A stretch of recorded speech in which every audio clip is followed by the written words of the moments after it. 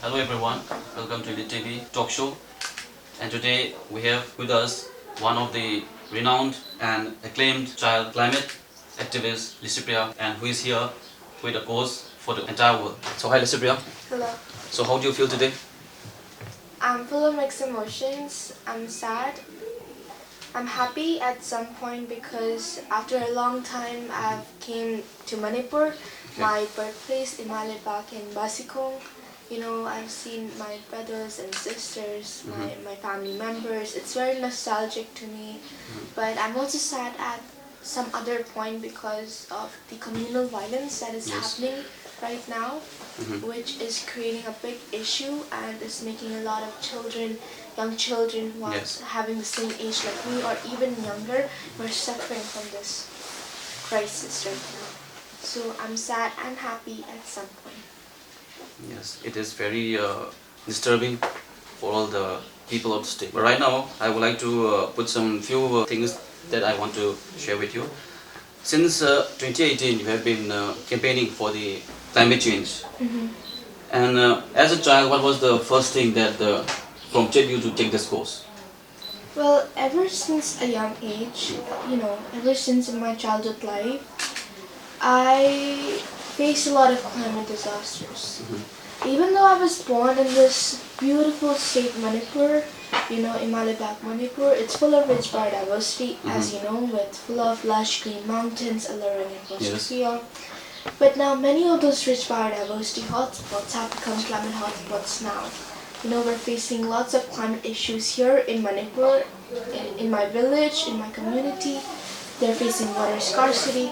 Even the rich people who have the money to buy water can't even buy the water because there is no water left. But this is the real climate crisis.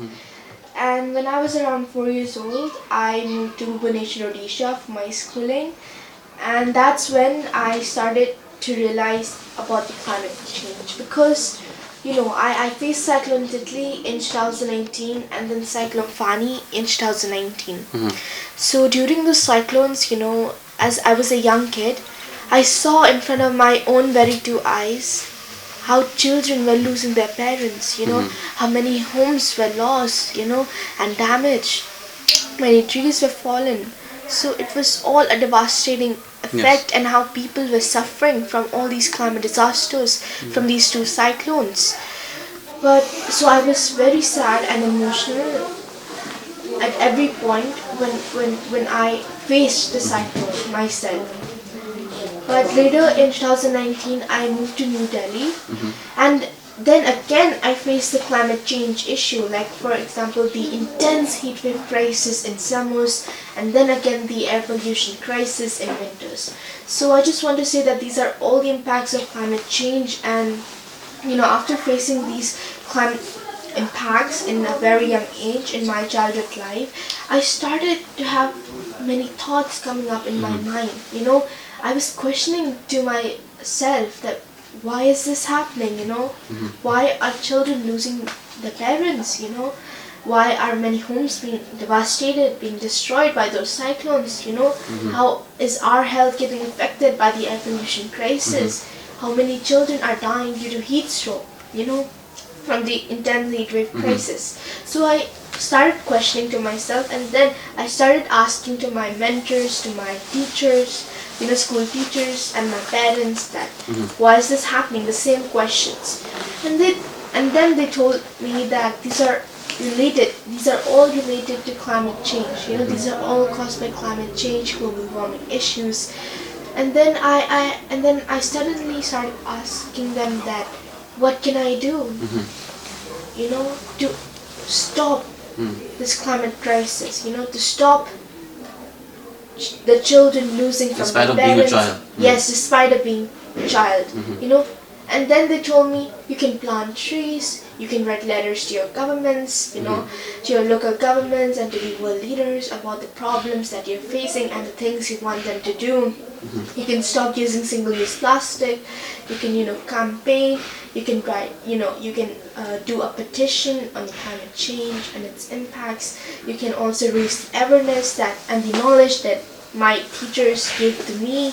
Yeah, the So things yes, yes, that we learn in school. yes, yes, about the climate change Yes. and environment. So I started doing what they were saying. You know, I did the best I can. I could. You know, since a very young age, in 2019, I started protesting in front of the Parliament House of India. Yes, yes, yes. I was inspired by my friend, climate activist friend, Sister Greta Thunberg. She is also working for climate change. Okay. As inspired from her, you know, I started posting in my social media, and then people started to recognize me, you know, to Yeah. know me, you know. And then after that, people started telling me that what I was doing was climate activism. So people started calling me as a climate activist. Yes. yeah. And then I started getting invited to many different platforms and events and conferences. Yeah. Yes, in different parts of the world, in universities, schools, and colleges. And then later in 2019, in COP25, Madrid. United Nations Climate Conference in Madrid, Spain. Yeah. Yes. I gave a speech about the climate crisis. That was the first time when you got this international Yes, that was, recognition. Yeah. and after that event, it changed my whole life. People started supporting me. They started, you know, when I started my journey, when I started my movement, I was alone. But today, I have thousands of love and support across the globe, Yes. and that started from Madrid. That is a big impact. Yes, That is a big impact. and people started to listen to my voice. Through all your hardships and then activities, commitments that you've done, recently you have been featured as child hero in CBSE textbooks. So, how do you feel about it? I feel very happy and emotional too, because you know, children are studying about my story. And I feel very happy because, you know, people have put me in their education curriculum in the English textbook of class 3 and 7. I feel So very that they Yes. can learn something from you, yes. from your So achievements. I feel very happy that children are, you know, are knowing about my life, about the story I had, about my journey. And I just hope that they get inspired from it, they get motivated from it, and then start taking the actions that I did. You know, because age doesn't matter to make Age a doesn't matter, difference. yes, it is very true. So it's not like we should always depend on the adults to do something, or to be our leaders, our governments, or to the scientists and experts. I want them to know my main message, that we can start from any age, it doesn't matter, Yes. and we can make a huge difference from now. So I hope that reaches them, and I'm very happy that they did that. So it's really meaning a lot to me. Yeah, it's a big achievement Yes. for you and for the entire state of Manipur. And in the recent COP 28, which was held in Dubai, what were the hardships and troubles that you faced over there?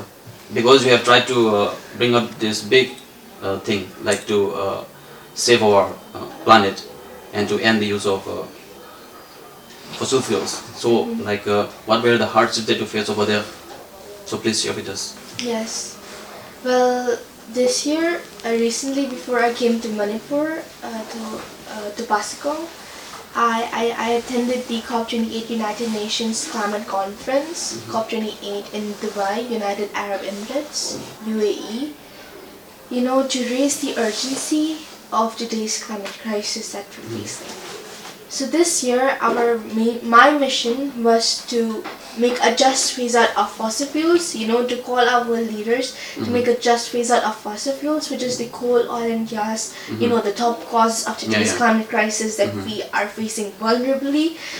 And the challenges that I faced was that our leaders were not listening to us at all. You know, in the end of the COP28, you know, it was a complete failure. I was really frustrated from that. I was really angry that our leaders were really silent on that issue, you know, on what we're saying to do. They were not listening to us, you know, to the indigenous people, you know, to us, the climate activists, and, you know, to other scientists and experts that they're telling to make a just phase up from fossil fuels. So it was really challenging, you know, I was really frustrated. But still, it was, on the first day of COP28, it was a big win for the global south, for the poor developing nations, because, you know, many countries, many rich nations, you know, promised to give the loss and damage fund. But still, on the other hand, even though it's a big win, we feel very sad about it because it is not enough. Even though it's a good start, it's not enough. It's Participation millions. of the other nations are also less. Yes. Yes, they were giving the loss and damage fund, the climate finance in millions, but not in billions. But the thing is, to give us the people climate justice that we are not responsible for, they need to give it in billions of dollars, not in millions. And another thing, for the end of fossil fuel, I got really frustrated as it was a complete failure from the leaders, as the COP28 was also hosted by, a fossil fuel big leader, yes, Mr. Sultan Ahmed. He broke my promises, and I just want to tell the world that how is he going to, fulfill the promises he has made to the whole world. And so as it was a complete failure, just a day before, in the end of the COP28 summit, I barged in, I interrupted, I disrupted, a very high level plenary session of COP28 because I was really frustrated, as I have told you before. So I took out my banner, I barged in, I ran into the stage, and then I started speaking out my message that you have to act now. We have to save our planet. We have to make a just phase out of fossil fuels now. We have to keep our temperature below 1.5 degrees Celsius. And if we don't, our planet is going to die soon. And we, the people who are not responsible, who are innocent, are going to face it even more, vulnerably, even are going to face it in the front lines. Even though we are right now, we're going to face even more worse impacts of it. And then, after protesting the next day, they extended 1 day of COP28 of the UN program.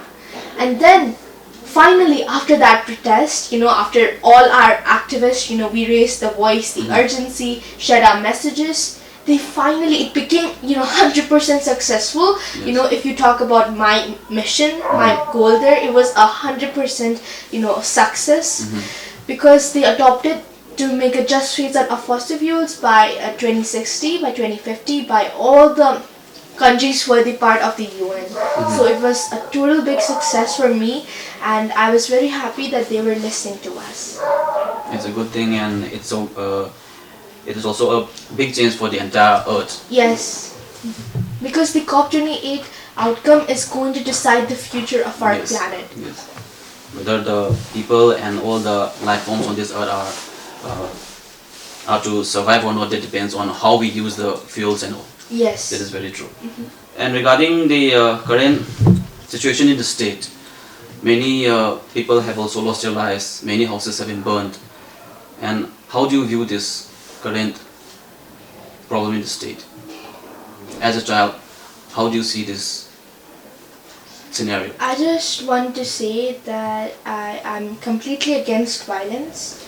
I really hate the fact that people are killing each other. Many children have lost their lives. They've lost their homes. They're now displaced children living in the refugee camps, in the relief camps. In the relief camps. I really hate this fact that people are involving children in this fight. So this is really not fair. We want justice. And I just want to say that we the children, I only hope for peace. Thank you. And as an international figure, still the central leaders of the Indian government have been remaining silent for the past 7 months. So how do you view this silence of the central leaders of this country? In the Manipur violence? Yes, with regard to the current crisis happening in the state. How do you view this silence of the leaders? Well, I don't really want to talk much on the political side, but I just want to say that they must act in this violence because we just want peace. And apart from the campaign that you are doing, there are also other pressing issues like crimes against women and children. So how do you view these things happening in our state and in India? Well, you see, as a climate activist, I'm working more on the climate change impacts and issues because you see the world has so many global issues and I try to keep up with everything and to fight as much as I can on every issue, but mostly on climate change impacts. And when you talk about the women and children case, then I want to say that we want the justice for those women and children who have been suffering from, not only in Manipur, but not only in India, but in the world. So I'm not really commenting much on this, but still I think I just want justice for those women and children. And what are your future plans regarding your activism? How do you intend to move forward? So I still have a lot of goals left. Not only, even though it was a complete success in COP28, next year in COP29, not only COP but in the future, later on in my activism, I will keep on pushing forward my goals, which is, getting the loss and damage fund, as I told you before, not in millions but in hundreds of billions, because creating the loss and damage fund is a good idea, but if it remains empty, it's useless. But, and now it's in millions. So, you can say that millions is absolutely nothing for the global south people, for the global south countries, for the developing countries, to give us the climate justice. So right now, I'm pushing forward to get the loss and damage fund, the climate finance, not from the poor developing nations, but from the rich country nations, who are already who are responsible, who are the historical big polluters who have caused today's climate crisis, to give it in billions. So this is my goal for now, and after setting this, I will push forward, to make every children have the basic rights living in this planet, to have the basic rights to clean air to breathe, clean water to drink, and clean planet to live. That is also one of the challenging aspects which we need to counter altogether. And as you have stated earlier, the current situation in the state is also deeply connected with the problem of deforestation. So please comment on that. You see, when I went to COP28, I addressed the issues. Okay, let me continue. Yeah, please. So while during the COP28, I told many people about the depressing, about this current issue violence happening in my state, my birthplace Manipur. And while I told them, it's all related, it's interrelated with climate change, with climate crisis that we're facing, because you see, massive deforestation is contributing to climate change and its impact, and is creating even more worse impacts to us, the people living in Manipur. We're facing the droughts, we're facing the water scarcity, as I told you before. It's all related with climate change, and I've told all these the reality to the people there in COP28. I've met lots of world leaders there. I talked to them about what's happening in Manipur right now. I told them the real story that's happening. I told them the reality, not only to the world leaders, but to the big, human rights, in the UN. I met many of my climate activist friends. I talked to them about what's happening in Manipur. I did it. I talked to many journalists too, to many media people, international media people in the UN summit. I also... so were there any, ideas, suggestions given by them on how to bring an end to the problem of the state? No. During your interaction, did they give any kind of solutions? Suggestions and all?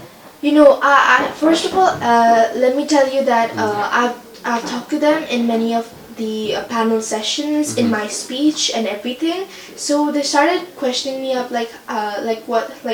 more about the violence in Manipur, and then I really told them everything about what's happening, the reality of current Manipur state. What has been what has been going on right now, how children are suffering, and then we discussed I discussed with them that we the children want peace, we want justice for the people who died, who lost their parents, the children who lost their parents, their homes.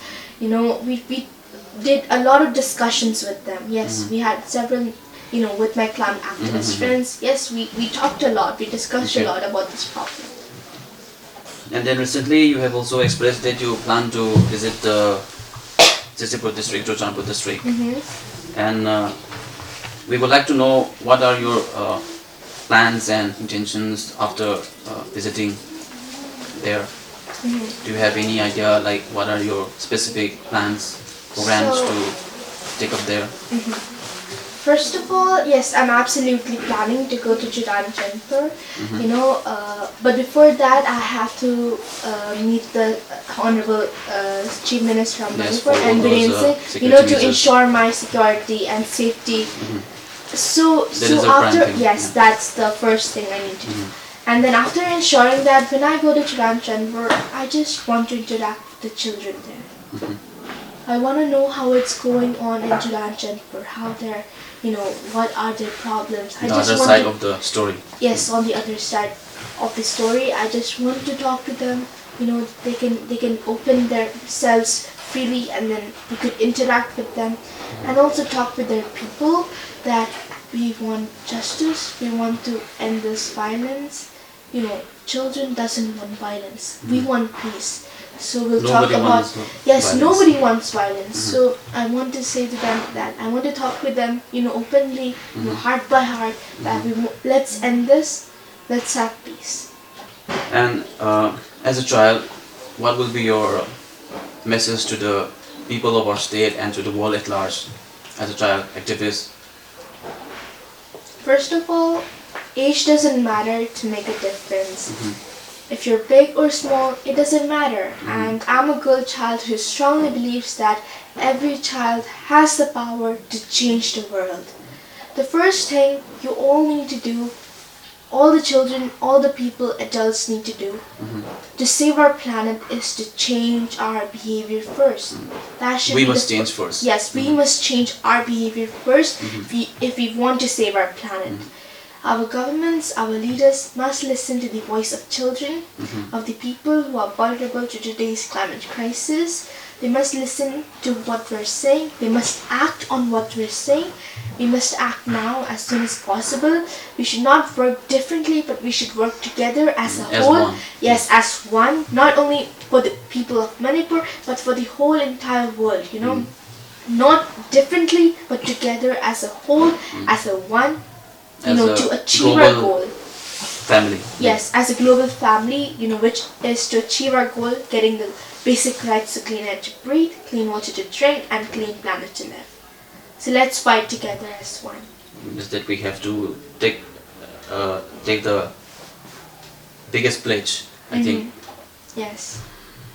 And then one more thing which we would like to know from you is that what are your plans and your intentions of coming to Manipur, visiting your homeland? First of all, I want to say to you that I have came here to meet the displaced children living now in the relief camps in different parts of Manipur. I want to meet them. I want to talk to them heart by heart. I want to interact with them. I want to know what they're feeling, what is their thoughts about it. I just want to talk to them, because I feel very sad, and I feel that I just want to see them smile again, because I know this is the most, vulnerable issue that they're facing right now. They're suffering a lot from this violence, and I just want to talk to them heart by heart, and interact with them, and to see them smile, by doing the best I can. I came here to see the Path Lake, which has been just revived recently, after being extinct for many years. I really appreciate the work done by the Manipur government, by the Honorable Chief Minister and Singh. They're putting all their efforts in saving, in conserving our nature, our environment, our biodiversity, the wetlands, the rivers and lakes, and just want to see how it is really, how it has revived. I want to see it in front of my own very two eyes, because I've seen it in social media, how the before and after change. Before and after so change, this is really a shining example to the whole world that the government of Manipur, the Manipur is doing, to conserve, to save our nature, our biodiversity, our rich biodiversity. I also came here, to come and give tribute to my uncle, who has expired recently. So this is why I came here to Manipur. And apart from the political fact, as a child, what will be your suggestion to bring an end to the current problem which we are facing in the state? Will there be any kind of suggestion from your end? Well, I just want to say that I pray for peace. We pray for peace. That's it. And do you believe that dialogue can help in bringing the peace? When the parties they come to a common table to talk, will that be helpful as per your opinion? I do think it would be contributing, in a positive way, if in dialogues, if they, because many of our governments are still silent on it. I just want to say that, if they talk about this issue with different people, with different, members and the governments, they would at least know about the problem, the situation happening in my birthplace, Manipur. At least they would be knowing that, and then I just want to say that if they're knowing about it, they should act on it too, because we want peace. We don't want violence. Yes. So we all need to pray that that peace comes to the state soon, because all the people have been suffering for the past 7 months. Yes. And then people have been compelled to take shelters in other camps being run by the state and by other NGOs and other kind of dead people, donors. So we all need to pray for the peace and safety of all our state. And once again, I would like to wish you my best for all your endeavors, and that you may achieve success in all the things that you do. Thank you. And thank you for your time. So this is what we have heard and seen from our little internationally acclaimed child climate activist Lycipriya. Her main purpose of visiting her homeland is that she also wants peace for the entire state, for all the people who have been reeling under stress and violence for the past 7 months. She also wants to interact with the children, and she also wishes to have heart-to-heart interaction. She wants to learn and hear the true facts and accounts of both sides. She has come to share her views and the pain that all the people have been facing in the past 7 months. And she has also urged all the people and all the both sides of the warring Kukis and Meiteis, and has also appealed to the central and state government to work together as one to bring peace. And she has also expressed that her plans and intentions to bring about a change of the